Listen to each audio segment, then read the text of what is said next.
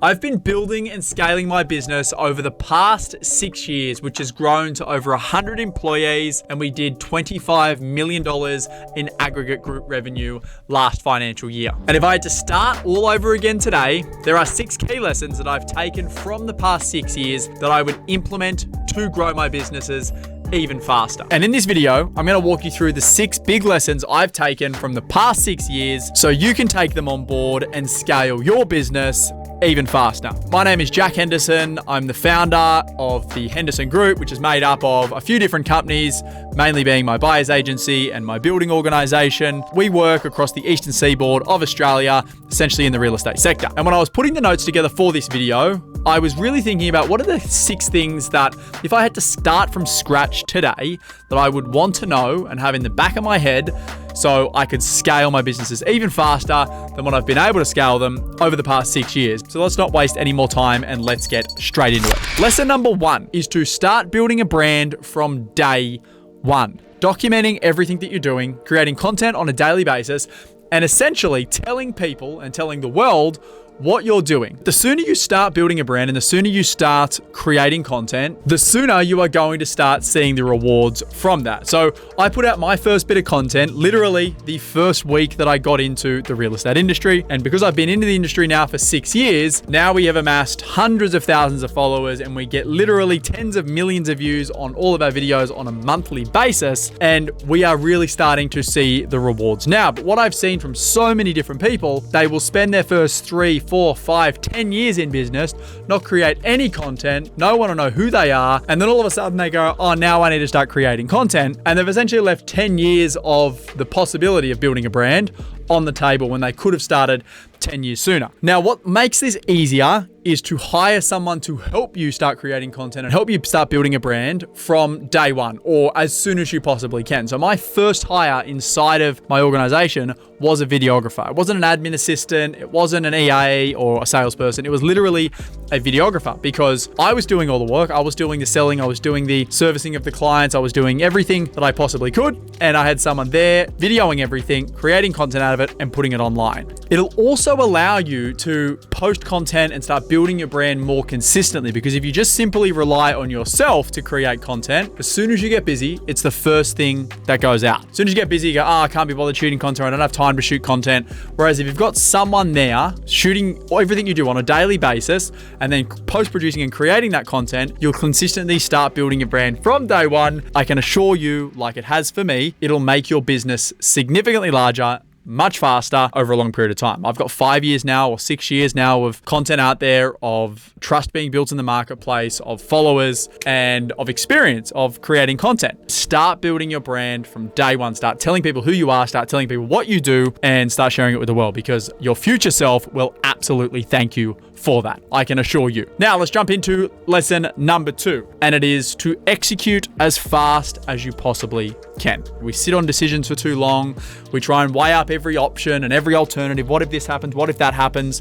When the reality is, the faster we execute, the faster we get the feedback from that decision, and the faster we can then make the next decision, whether it's good or bad, based off the feedback we got from the previous decision. One of the things that's allowed me to grow as fast as I have, and the thing that would allow me to grow even faster, is to make the decisions faster. If you know you need to make a decision on something, don't keep kicking that can down the road, hoping that it'll just all of a sudden disappear or all of a sudden get better. Like, the reality is, we know when we need to make decisions and we just kick them down the road until those decisions are forced upon us, versus just making the decision early and getting things happening earlier. And one of the biggest things that holds us back from making decisions fast is that fear of failure or that fear of making the wrong decision. But the reality is, we often don't even know what the right or wrong decisions are anyway. We just think we know. And what I have learned from making literally thousands and thousands and thousands of really important decisions, or what I thought were important decisions at the time, is often you make a decision that you think is, a huge decision and it's going to change everything, when the reality is you make it,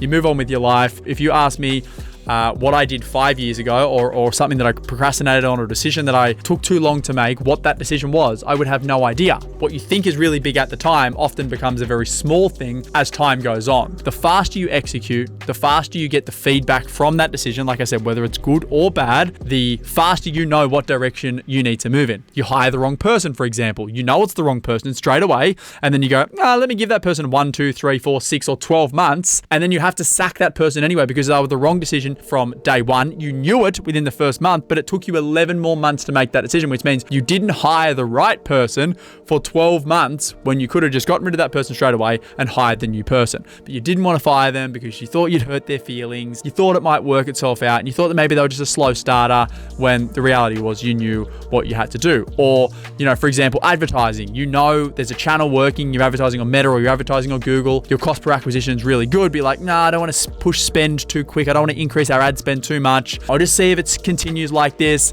And every week or month or 6 months that you leave your ad spend not increasing, you're leaving money on the table, you're leaving growth on the table, and you end up pushing it to that level anyway. Make the decisions faster, get the feedback faster, and move on and grow much faster. So that is lesson number 2. Execute as fast as you possibly can. Make the decision, live with the repercussions of that decision, good or bad, and move on with your life. Now, reminder, lesson number 1 is to document those decisions as fast as you possibly can, because that's what builds brand. Good and bad decisions, telling people about it, teaching people about your learnings. That's what builds trust, and that's what builds brand, both with people in the marketplace and with customers or consumers. Lesson number 3 is always ensure that you feel out of your depth. We can get comfortable, right? We get comfortable in our lives. In business, you grow to a certain point, you start generating a certain revenue, you start taking a certain profit margin, and you get comfortable. You're hanging around people that are similar to you, or maybe you're doing a little bit better than them, so you feel like the top dog. And the reality is that stunts growth. If I am feeling like I am the big dog, or, I'm getting comfortable, I want to push myself harder, and I want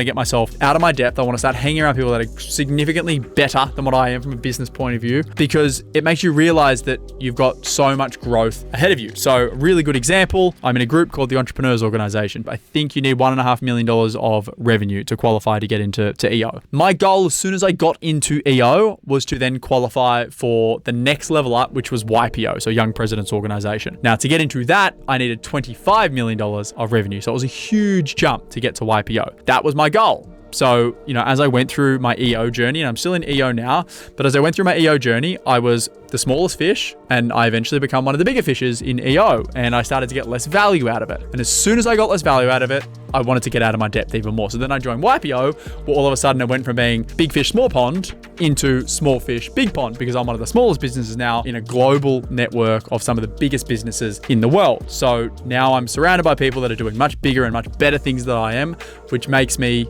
move, act, and think more like those people. It's obviously happened through my property investing journey as well. As soon as I get comfortable and I don't want to do anything, I always push myself to go make that next investment or buy that next asset. Inside of business, same thing. If I'm in business and you're sitting at similar revenue for 3 or 6 months, I want to grow. So I'm always trying new things to grow. And sometimes they work, sometimes they don't work. But you always want to feel out of your depth, because that is where growth happens. And when you're coasting and you're cruising along, you think that you are staying pretty steady, but the reality is if you're not growing, you're shrinking. So as you're coasting, there is other players in your market that are pushing hard and growing, and they're taking your market share. So lesson 3 is to make sure that in business, you always feel out of your depth, because when you feel out of your depth, that is when growth happens. That is when you will either step up to the plate or you'll step out. And eventually, if you get to a point where you step out, then you probably have reached the point of growth that you are happy with. But I am a long way from that, and I always want to feel out of my depth. I always want to be the smallest person in the room.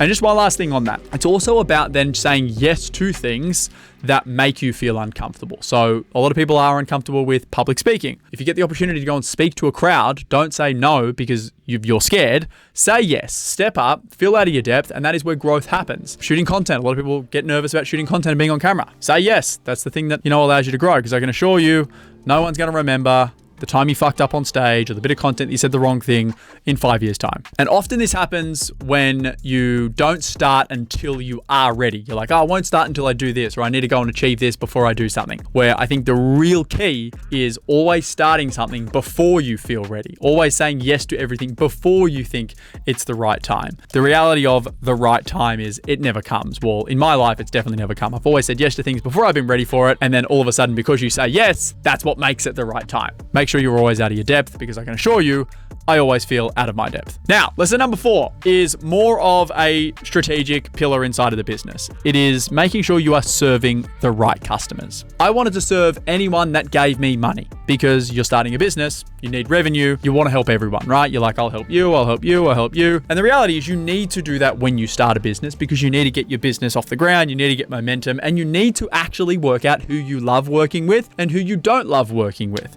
So when I started the business, I was traditional buyer's agent in the eastern suburbs of Sydney serving owner-occupiers. It was very lucrative. I made a lot of money, I did really well, but what I realized is I did not enjoy serving that customer. I did not enjoy being a little slave driving around the eastern suburbs trying to find these people a house, and when I thought I found the perfect house for them, they found a reason not to like it. That was not my ideal customer. Or it might have been my ideal customer, but I wasn't serving them through the right vehicle. Instead of buying their homes, I should have been buying their investments, for example. And then, I moved into another segment of business, and I served a different type of customer, first home buyers, or is it investors? And then essentially over the last 5 years, I've worked out who I love working with on a daily basis, who I enjoy talking to, and who I don't really like working with and I don't like talking to, who thinks the same as me, who doesn't think the same as me, and who gets the most value out of our service, and who's the one who always finds a reason, even when you've given them everything you can, they want to whinge. Serving the right customer is something you need to be conscious of. It's not going to happen from day one, but over time, you're going to work out that you like working with a certain type of person. For me,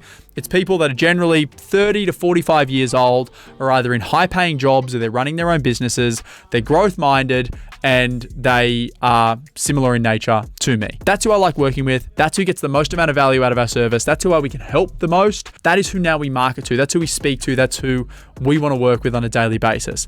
And what you'll find is when you work with more of those people, you get them better results. They tell more of those people who are similar to them, and you start to grow this ideal customer profile. They just attract more and more and more of them, right? It's like a magnet. Whereas if you're trying to be something to everyone, you look after a first home buyer here, that's really good. Then you look after an owner occupier, then you look after an investor, then you look after a downsizer. You're essentially being something to everyone, which means you're nothing to everyone, right? Because you haven't got a very niche skill set. You're not solving a very niche problem. You're trying to solve everything, and it doesn't work. And on top of that, when you serve a very niche and specific type of client, and you add a lot of value to that client, hopefully those people have a lot of money. As Alex Hormozi says, solve rich people problems, they pay better. What happens is you can charge those people a premium because no one else can help them like you can help them, which means you would love working with who you're working with more than anyone else.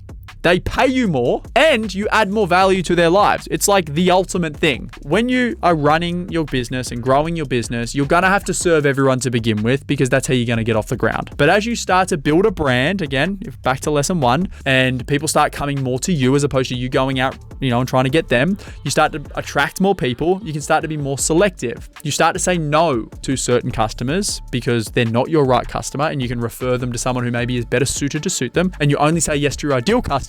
That starts to bring more and more of those ideal customers, and that is when your business really scales. And that is what I have found. Over the last 24 to 36 months, our business has done huge amounts of growth because we know who that customer is. And we're still refining it and we're still getting better at it, but it's been a key that I have learned and a lesson that I wish I knew from day one, which was try and find your ideal customer way faster than what I did. Lesson number 5, which is probably not a lesson that everyone wants to hear. Expect it to be hard, and expect it to be harder than what you think it is going to be. Now, to run a successful business and to have a business that profits and makes a lot of money, it's not an easy thing, right? So if it was an easy thing, then you would expect a lot of people to do it, right? But the reality is there aren't a lot of ultra successful businesses that make a lot of money. So because that is the case, generally the reason for that is because it's really hard to do. And it is hard for different reasons for different people. The good thing about something being hard is if it's hard for you, it's often hard for everyone else. When you lean into something that is hard and you start to get better and better at a hard thing, it means there is actually less competition because less people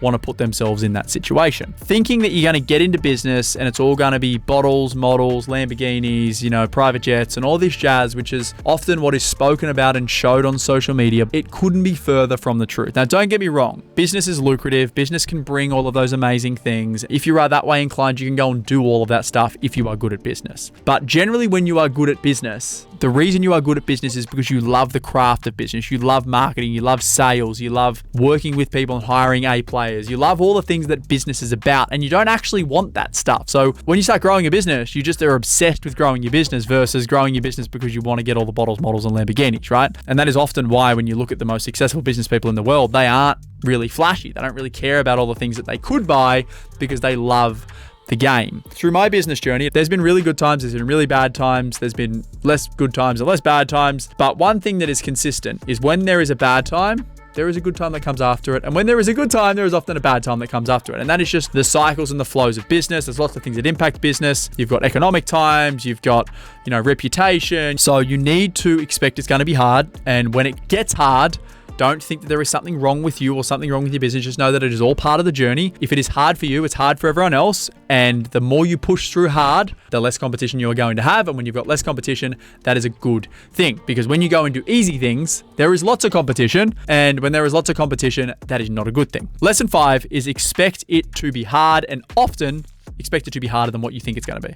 And the sooner you accept it to be hard, the sooner you can prepare for it. And when I say hard, I don't just mean like physically hard. I mean like you're doing things that you haven't done before. You're managing people, you're hiring staff, you're trying different marketing tactics, you're going to get complaints from customers, you're going to let people down, you're going to feel lost. One of the things that's hard for me right now is I've gone from being the everything, client services, selling the customers, looking after the team, shooting content, fucking blah, blah, blah. I was doing everything.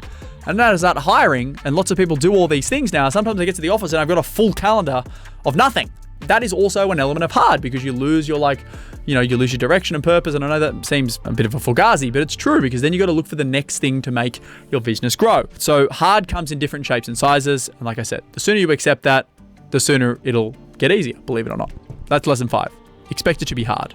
Last, but definitely not least, lesson 6, you'll never feel successful. Because success happens gradually over time. I started as a construction and mining worker. I then, had my first year in business, second year in business, third year in business. You get bashed around the head a few times. You acclimatize to it. So you don't feel like you think it feels from the outside looking in. You look at someone who's like, wow, look how much growth they've had. Look at what they're doing now. Look at the car they drive. Look at how big their business is and all that stuff. You're like, wow, they're so successful. The reality of that individual who is in there does not feel like that because it has just been their life. They've acclimatized to it, and doing the doing every day feels way less sexy than looking at that person from the exterior. And it wasn't something that I understood until I was in it, right? Because you look at successful people, or what we perceive to be successful people, and you think, wow, they've got it all worked out. When the reality is they have life problems just like everyone does. They have imposter syndrome because they're still trying to grow and still trying to do better things, and the things that they're stepping up to feels no different from you trying to step out of your job and grow your first business or whatever it is. It's new challenges, and they never feel like they're successful because they're always looking up going, wow, look how successful that next person is. Success is not as good as you think it is going to be. It is great, and there is a lot of self-achievement, and you feel good about yourself when you do achieve things, but they're fleeting moments. And then you just get back into the grind, you get back into the work, something bashes you across the head, and you're like, oh, fuck me, I got to deal with this problem now. I feel no different to when I was an employee. Obviously now I don't have to answer to anyone, but in reality, I still do have to answer to people. I've got staff that, essentially I work for them versus they work for me. Then to make sure they're all happy. Subcontractors, you've got bills, you've got growth, you've got there's a lot of stuff that goes on. You don't feel like you're sitting at top of this ivory castle looking down and going, I'm so successful. It does not feel like that. It doesn't feel like it looks from the outside, I can assure you. People think you reach success as a finish line. You're like, oh, you're so successful. But the reality is, for people who are what is perceived as successful, is there is no finish line because they're constantly trying to be more, in quotation marks, successful. And often what happens to successful people is they get complacent. They think they've made it. They think they're the big dog. And what happens is they get complacent. There's younger, hungrier people who want what they have, and they eventually start eating away at them. So complacency absolutely kills successful people. The reason successful people are successful is because they have this never-ending chase. They have this never-ending ambition. They just want more and more and more and more and more. That's how they're wired. That's how they're bred. If I look 12 months back from where I am right now and 12 months before that and probably 12 months into the future, my life has just slowly gotten better and better and better and better and better from the exterior looking in terms of like what people deem as success. But my life actually feels no different. I think what happens also, or what's happened for me, is you just get more and more comfortable in your own skin. When I started, I had to look successful to other people, where now I probably look as least successful as I've ever been, just from like how I dress and how I show up to things. And I don't need to impress anyone now, where when you're starting, you think that the way people will think you're successful is by trying to impress them. And if you're watching this and going, oh, these 6 lessons, I've already learned all these lessons, so I don't really have anything to learn. Like that complacency and that thinking like I'm already there, that's the thing that kills you. And I have to check myself all the time on this. It's like thinking I'm too good for that, or nah, that's below me. That is the thing that,